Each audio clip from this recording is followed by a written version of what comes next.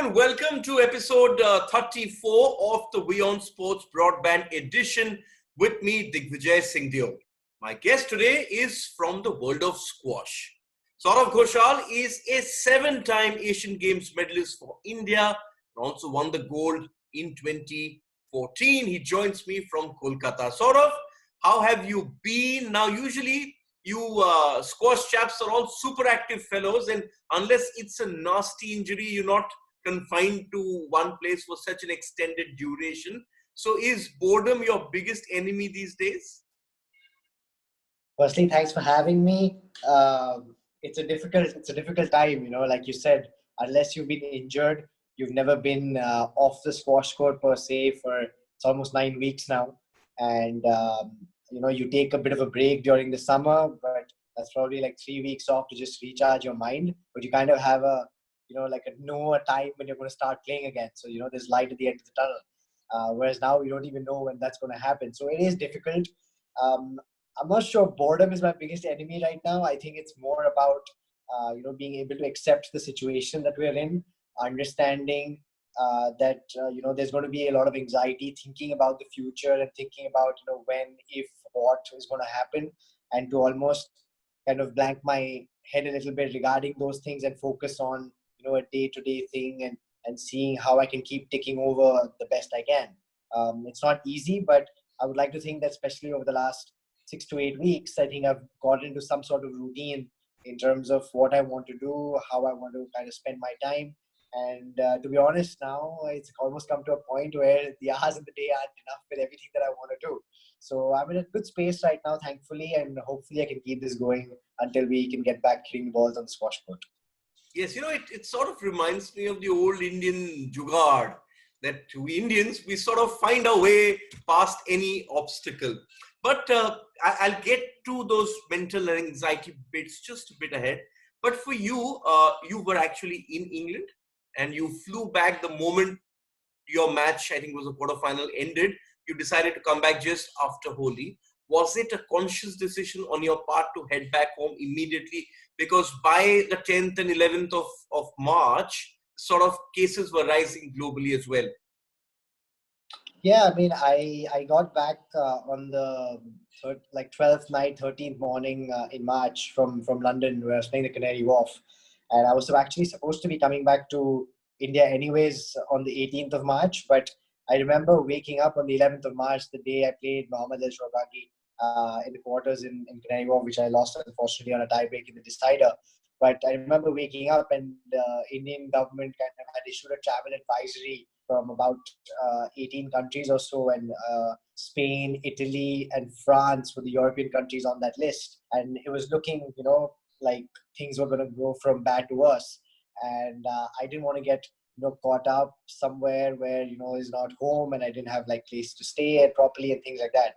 So I remember I finished pretty late on the 11th, and I kind of tried my best to kind of change my flight at that time, but I couldn't, because I couldn't get through to the airlines, because you can imagine, there was a big rush from, the service centers and stuff. Happily, the travel agent, managed to do it, but, the flight out of London was like at 11, I think, in the morning. And by the time I slept, it was almost like 2:33. And I remember like literally not sleeping that night and like seeing my phone at like 6 in the morning because India's ahead, and she had managed to change my flight to the 11th. To the 12th morning, and I was like, all right, we're going, man. And I know that day was like hard, like getting to the airport, like the body was creaking, it was tough. But I think that was a good decision in hindsight, as you can see, things have kind of really gone into a tailspin, and the entire world is struggling at this moment with something that we've never encountered before. So I'm happy that I took that decision and followed through on it. Okay, but that's what they say sort of about the Indian sports person, and actually sports persons across the world, they sort of learn to adapt very quickly. But you're lucky that you didn't get to serve home quarantine, because the Indian badminton team, which was at the All England, when they came back, they had to spend a period of self-isolation for 21 days. What did you do? Did you bribe the people at the airport? No, I think like the day I came back from London, England wasn't on the list yet. But I mean, having said that, like I came back on the 13th. Obviously, didn't do much on the 13th because I landed really early in the morning, so I was completely jet lagged. I think I went out of the house for a couple of days, once like to the club each, 14th and 15th. But after that, I've been at home anyways. So it's not much different from what the badminton team had to go through really. But it is the need of the hour. It's something that we kind of have to do. I mean, you, me, everyone is normal citizens. It doesn't matter whether you're a sports person or a businessman or just a normal run-of-the-mill worker. I think everyone has to kind of claim responsibility for themselves and stay indoors as much as possible. And hopefully these actions will get us closer to returning to life, which is some sort of normal. Okay, you mentioned about going to the club and perhaps playing 2 days in the last 2 months. But sport, especially your sport, squash, is a very brutal kind of a sport when it comes to fitness. I've actually seen you play at all these Asian games which we've been to together and seen the kind of effort that goes in. How are you managing your routine? Is there any sort of fitness you are managing, sort of? Because in your sport and other sports also, like badminton, where it's very physical, that even if you lose 10%, it sort of shows up somewhere. Yeah, look, I think it's very difficult to kind of plan the training accurately at this point in time because we don't know when we're going to start again. But we kind of have to keep the physicality ticking over at least. And I think it's also helpful to kind of keep some sanity in terms of doing some physical exercise. It's always good. So I'm kind of like doing one physical session a day, 6 days a week. I generally train between like 11:15 in the morning to about 1:15, 1:30. Luckily, again, I have lawns in the apartment building that I live in. So, I can mix things around a bit. I can do some shuttle run sessions, some movement work on the grass, no access to equipment. So, you have to do like body weight strength work, but we're trying to get creative with the sessions as much as we can because, it's a long haul and you need to keep the body and the mind challenged equally to kind of get through this because you're not having almost the release of being able to hit a squash ball because I mean, I know some people love going to the gym and love doing the off-court work, but for me, it's something that I do because I need to do that to be able to play. Like, the end result is to be able to play. Like, playing is the enjoyment factor. The other stuff is you kind of learn to enjoy it with the end goal in mind. So I think with my physical trainer, we're trying to create sessions on a daily basis, periodization through like weeks at one go and seeing how best we can do it. And I think, it's difficult because you can't replicate exactly what you do on a squash court. The rhythm of movement, responding to people, hitting the ball and things like that. But you try and do the best you can. I think once we can start practicing again, it'll take a little bit of time to get back to it. But you have to put yourself in the best possible position. And I think everyone is doing a trial and error right now. No one has the exact science as to what to do and what not to do because you've never been in this position before for such a long time. So, but yeah, I'm enjoying the thing right now. Enjoying is a funny word because I just today it was a brutal session this morning and I was dying and my dad was like, today was hard. I was like, yeah, what do you think? and it's hard, but it's enjoyable at the same time once you finish it because you know that it's in the bank. So yeah, we're getting along. So have you managed any sort of routines with the squash racket and perhaps a wall just to keep those skills going? I saw Sindhu hitting the badminton shuttle against the wall. Roger Federer sort of started this volley challenge in tennis. But in squash, I mean, I know that you don't have perhaps an access to a squash court, but just the basics, just hitting the ball against the wall. Are you doing some kind of stuff like that just to keep the wrists in play? Yeah, I mean, there's a big wall near where my car is parked and, you can use that to hit the ball against. So I kind of do that like, every 2 or 3 days when I feel like, I really want to hit the ball. It's not the same because obviously, you don't have the reference points of the side walls, which are very important in squash and even the back wall. But, you can kind of hit the ball and kind of work on your swing a little bit and understand how you're hitting it and kind of stay in the process of hitting that ball. In fact, I was talking to the world #1 women's Raneem a couple of weeks back, and she was telling me that like it's going to be funny because she thinks that when she starts playing again, she's going to be a completely different player. Like her swing and her movement, everything is going to be different because she's not going to be able to hit on a squash court for a long time. And I mean, she's one of the most talented players ever, if not the most talented player ever to play on the women's side of things for sure. So for her to say something like that gives you the magnitude of where we are at this point in time. So I think it's difficult for everyone, and you kind of do what you need to do to keep yourself sane. I think mentally, if you're in it for the most part, and if you're not like getting really depressed or sad and things like that, I think you've done well for the most part.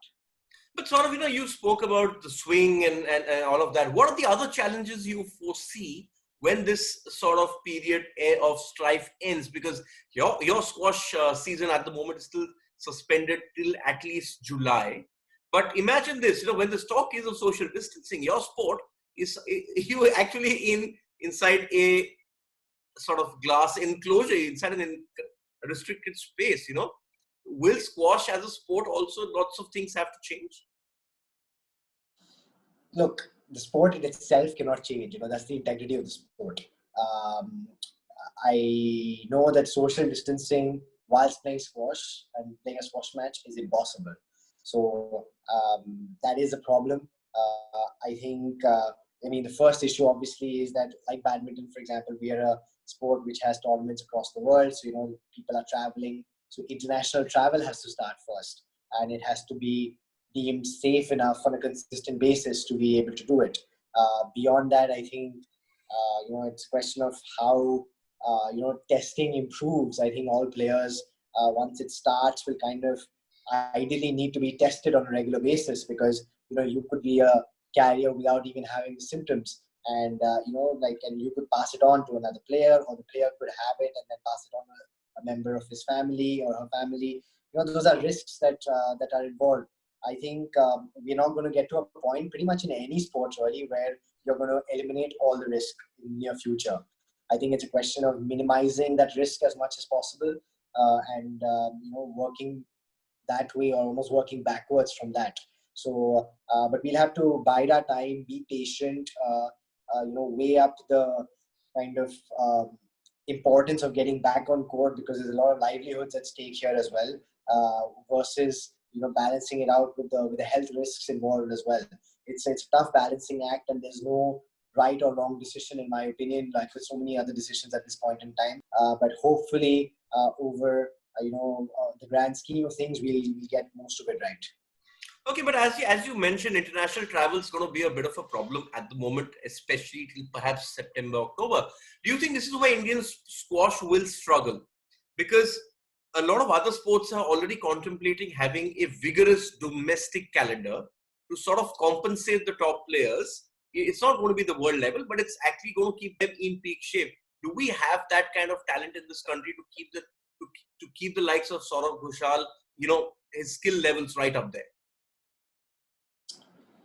See, look, of course, there are some other good players, behind me right now. There's Mahesh Mangaonkar, Ramit Tandon, Harinder Sandhu, and a few others. But, it's not the same as competing with the top 10 guys or the top 20 guys. And, for me to play, let's say we have a domestic calendar in place until the tour starts, it's going to be more about,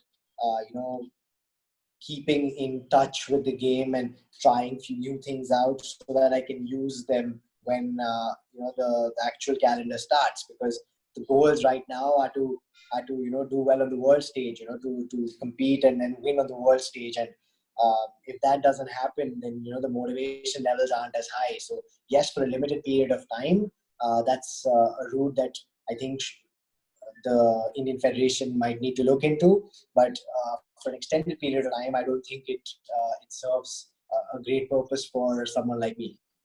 Okay, but the idea is to just keep you guys in the nick, as you said, so that actually you can just get back the feeling of playing squash and sort of just be ready for when things open up. Because the problem for squash, which I see, is a bit like the problems which tennis and golf are also facing, that these are professional sports. There's prize money, which all you players, you go out there and you play for prize money. And right now, with all these tournaments shut, There is no money either for the players, for the coaches, for the physios, and the entire ecosystem. The other problem is that the prize money in squash, the check, isn't as big as you get in tennis or golf as well. Yeah. Yeah, I mean, like I said earlier, a lot of livelihoods are dependent on the sport. Whether, like you said, it's not probably at the same level as a tennis or a golf, but whatever it is, these people are ingrained in the sport, and this is where they make their money from. And if the sport doesn't return for an extended period of time, then it's going to be very difficult for a lot of people, to survive. And a lot of people might move away from the sport and do something else, because those are the opportunities that are going to present themselves due to the situations that we find ourselves in. So I think our sport can probably tide over to its extreme maybe till the end of the year, but in the new year we really need the game to come back. I think January is the latest that the general ecosystem can survive. I think if we don't come back latest by January, then a lot of people are in trouble. And squash as a sport, and I'm sure like many other sports, if it goes on till then, are going to be in deep trouble, and you don't want that. And it's not just sport. A lot of other industries will say the same thing. There's a finite period where you can kind of bank on reserves and have the mental capacity to kind of tide over. And we're talking about 9 to 10 months if you're saying January, considering it started in March. So I think that's kind of the limit. You'll still have people in it, but it's going to be, the whole thing is going to shrink, I think, by about 25 at least, if it doesn't start. Okay, but do you foresee a situation where players are willing to risk their health if it means getting to a tournament and vying for that prize money? Because desperation could set in, as you said. Not everyone has saved for a rainy day, if I could rephrase that. Players could decide that, I will take the risk. I will fly abroad when it's possible. If there's a tournament happening somewhere, I'll even go early and perhaps serve quarantine just to play. You think we are slowly perhaps getting to a situation like that once we hit October, November? Yeah, it's definitely possible. I think that's a very personal decision for each athlete to make, but I'm pretty sure there are going to be a sizable portion of athletes who are going to think that way. I mean, you're looking at macro decisions made by government on the same lines. Where if in an ideal world, I think all the countries would be locked down completely for another couple of months at least. But they're reopening it because people need jobs and money to survive, to get the basic necessities in life. And they're almost like thinking that, we have to balance the risks involved to do it. And I think it works the same way in sport as well. There are going to be players who will say that, I need the money. You're saying that, if we go out, there's a risk of contracting COVID-19. But if I don't go out and risk myself playing, I have a risk of going hungry. So it's a very difficult subject, and everyone is in a different scenario. I don't think anyone should be judged on their opinion. I think everyone is entitled to their opinion and their action that follows it. I think everyone needs to take a decision personally to understand whether playing a tournament at a particular point in time and the risks involved with that are enough for you to actually do it or not. I think you kind of almost have to put, at least I think that you have to put ranking and prize money onto one side, and put your health to like the topmost of the list. But I'm sure people would think otherwise, and we have to see when that happens. And I think the PSA World Tour will start when the majority of the people think that playing tournaments and making prize money and doing what you do for a living is kind of outweighs the risks involved in contracting COVID-19. And I hope, for my sake at least, like I said, where I'm coming from, I hope at that point in time the risks are actually mitigated to a great extent, so that I feel personally comfortable to go to the airport, take a flight, get off, take a cab, go to a hotel, stay in a hotel, go to a new stadium, club, whatever, every other week, and compete. So hopefully we are going to be in a position where we don't have to think so deeply about these decisions. Okay, but what is the kind of leadership you are looking from your world body at this point? Let's look at a couple of scenarios. One is that a lot of other countries are slowly opening up. The Australia slowly opened up. In Holland, they've actually, sort of started to allow sports training camps and all to begin. So gradually, parts of the world are opening up. You think what would perhaps make sense is for the professional sports bodies, in your case, the squash body, to look at which countries it's perhaps safe. Instead of one, have 2 or 3 tournaments in that place. Give all the players around the world proper intimation that, we'll hold perhaps say 3 tournaments back to back in this country, so that once you go in, even if you have to serve your mandatory quarantine period, you actually serve that, somehow play, earn some prize money, and then get back home and wait for the next set of tournaments. In this period of uncertainty, will something like that work? See, look, I think something like that is a valid argument, and I think that is better for us players, even in normal circumstances. That if you go to America, for example, you play like 3 or 4 weeks and then come back and then maybe go to like the Far East and things like that. So I think players will welcome that. But I think what people are forgetting is that we are only talking about the big events here. Scheduling the smaller events for the lower rung of players who play that, and doing that in the same way is very, very difficult, because the big events are you're talking about big sponsors, you're talking about like a JP Morgan or an equity investment company or whatever, and you can put that in a particular place, and it's going out live on TV or on the internet or things like that, and they get the mileage through that.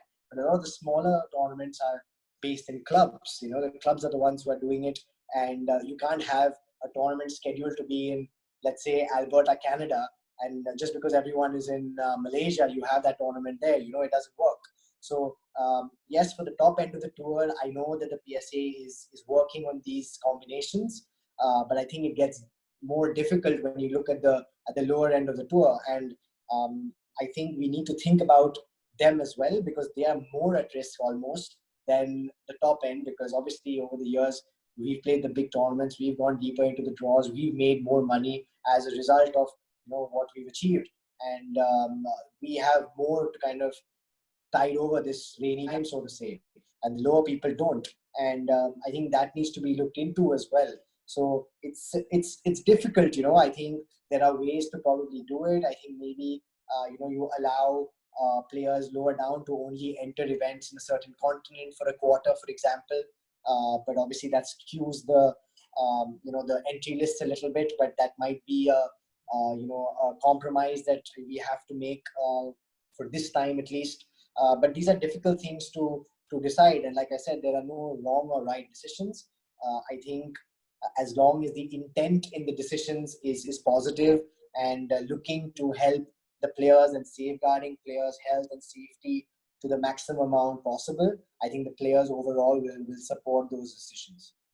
Okay, and I think it's a statement which is fair for all sports around the world, because at some point of time, a sport can't be fair, especially as you try to sort of come to grips with what's happening.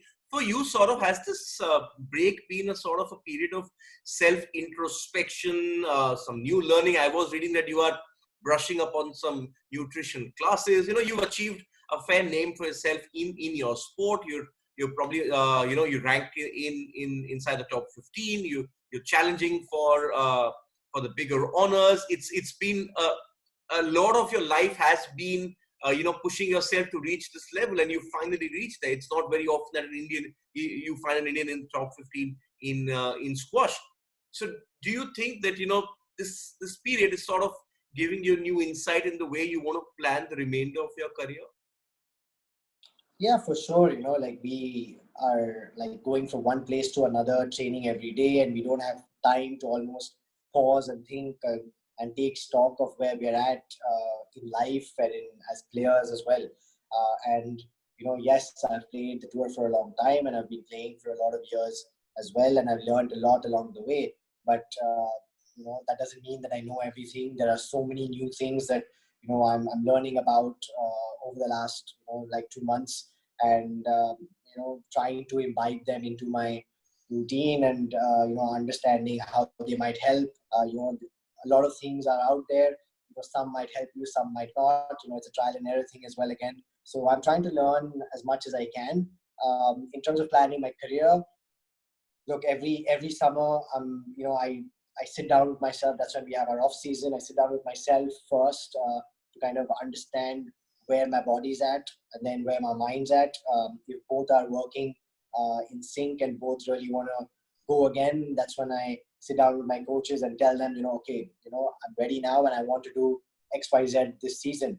And that's kind of held true over the last couple of years. And I think that's helped me kind of refocus every season to the best of my ability. And I don't see any reason why I should change that. And at this point in time, physically I feel pretty all right, touch wood, and mentally I'm excited to play and push further into what I've achieved. And yes, I am 13 in the world and I've made top 10 last year for a considerable amount of time.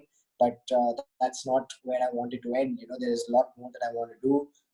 I want to be world number one. That's the intent. So everything in terms of what I'm doing right now is about giving myself the edge to be world number one.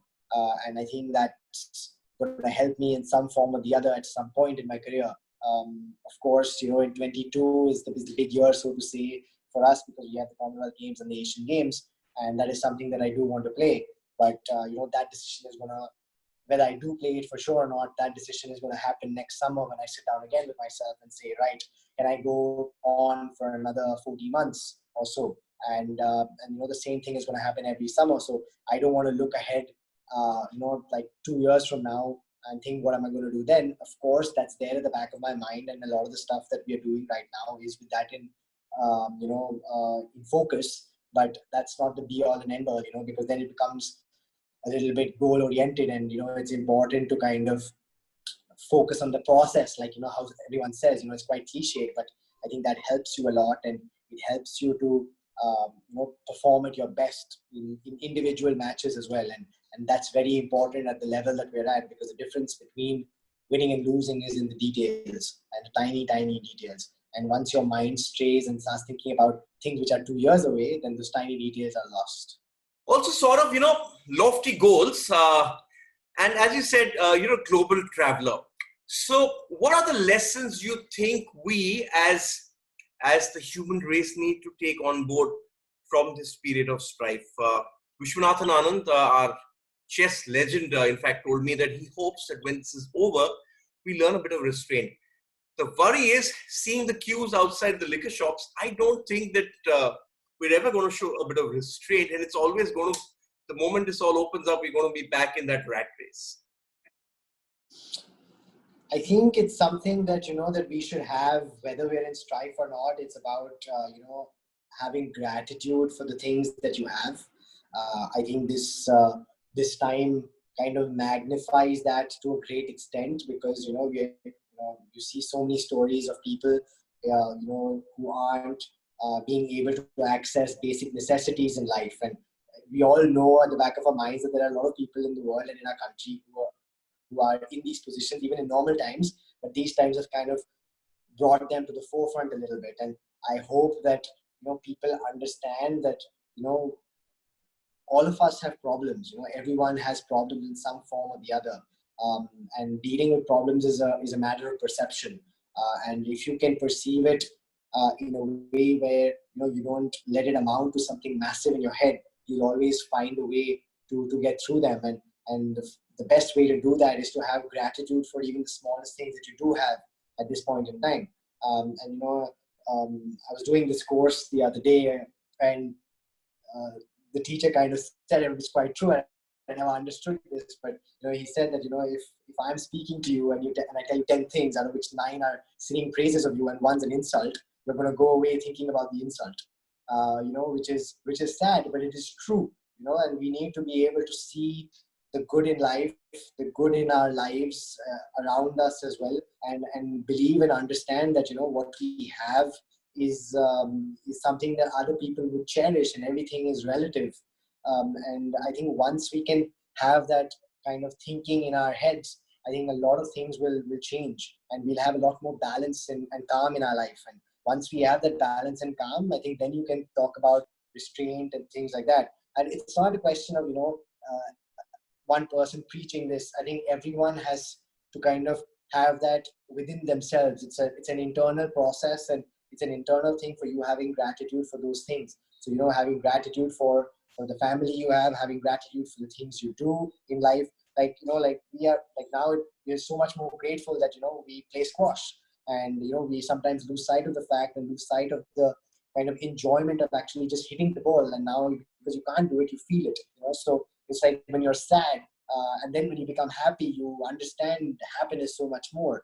So you kind of need to have the, diametrically opposite emotion experience to be able to have, the positive emotion and understand the significance of it. And this time, in all its, whatever manifestation has truly made us feel that way. So hopefully people will hold on to those memories. I know people's memories are short, but hopefully people will hold on to those memories, hold on to the time now, that, a lot of people are saying, we are so lucky to be spending so much time with our family.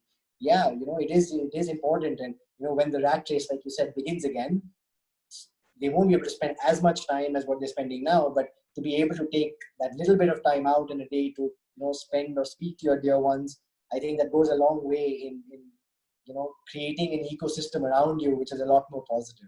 So hopefully the gratitude will stay even after we come through this. So I think more than social distancing, self-discipline is also something we need to take on board. But as you said, one needs to show gratitude. Let me start by thanking you for your time. We don't get to speak too often.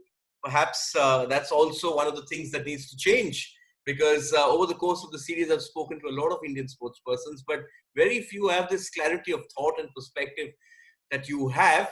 Perhaps this perception of you being a jet setter and constantly traveling across the world as being a professional athlete is something that's holding us back. But that's something I aspire to change, and that's something which hopefully you will hold me to when we meet next. Yes, and thanks for having me a lot. And it's my pleasure. I've seen you around so much and for so long, and I've always looked up to your writing and your the things that you put forward. In terms of your views as well on one-to-one conversations. And yeah, like you said, hopefully we'll speak a lot more.